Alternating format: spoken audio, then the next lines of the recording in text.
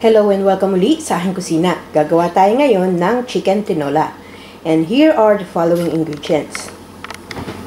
Meron akong ditong 1 kilograms of chicken portion. Meron din akong sayote, cut in big slices. Kung meron kayong green papaya, mas maganda yun ang gamitin nyo. So gagamit tayo ng oil for sauteing. 4 to 5 cups of water. Fish oil, yung pang timpla natin. So nasa sa inyo yung kung gano ang ilalagay nyo according to your taste. Onions, 4 to 5 cloves of garlic, about 2 inches ng ginger root na hatiin natin sa strips. Since wala akong dahon ng sili, pwede akong gumamit ng spinach. Optional ingredients, pwede kayong gumamit ng chicken cube.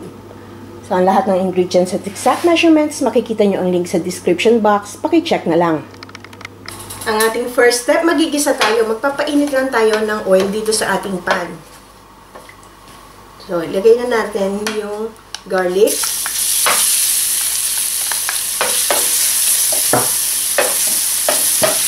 Yung onion.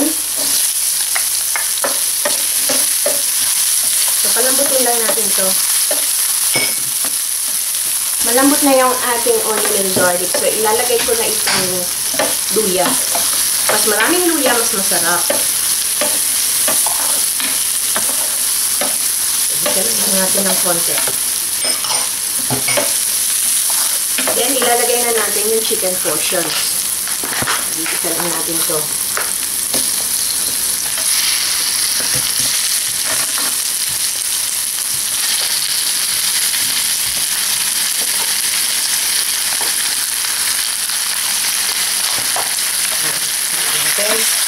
Igasin natin itong maigi hanggang sa maging golden brown yung ating chicken. Yung parang napiprito na siya. Ayan, gisang-gisa na yung ating chicken. So, nagmantika na. Pwede na natin ilagay yung water.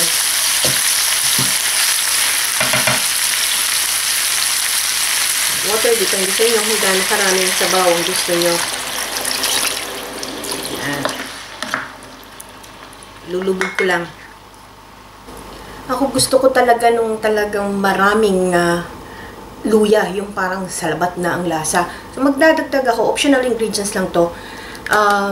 Yung minced ginger paste. Para talagang malasa.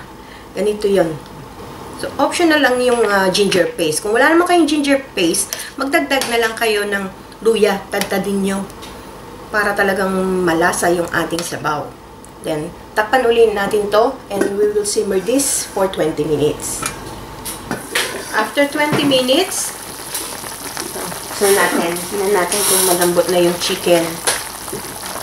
Okay, lambot na. So, pwede na tayo magtimpla. Gagamit tayo ng fish sauce.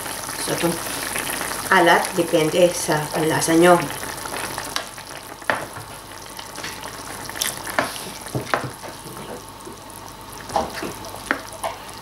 Then, pwede na rin natin isama yung chicken cubes. So, durugin lang natin.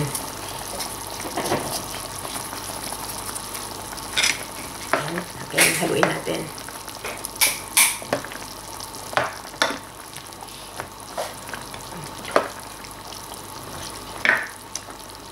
And then, lastly, pwede na natin ilagay yung sayote.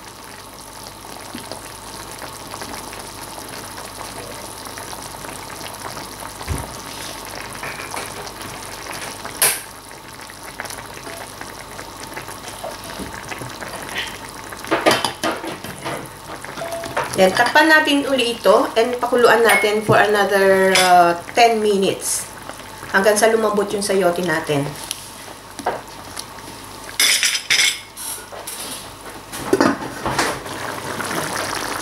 After 10 minutes, ayan, malambot na yung ating sayote at tama na rin sa akin yung panlasa. So, pwede na natin i-switch off itong ating apoy.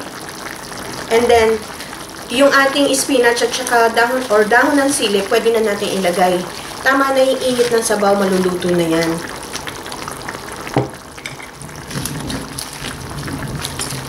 Ito na ang ating masarap at mainit na tinolang manok. So, sana magustuhan niyo itong recipe na ito and share it with your friends. Hanggang sa susunod kong video, magkita-kita ulit tayo. Salamat! Bye!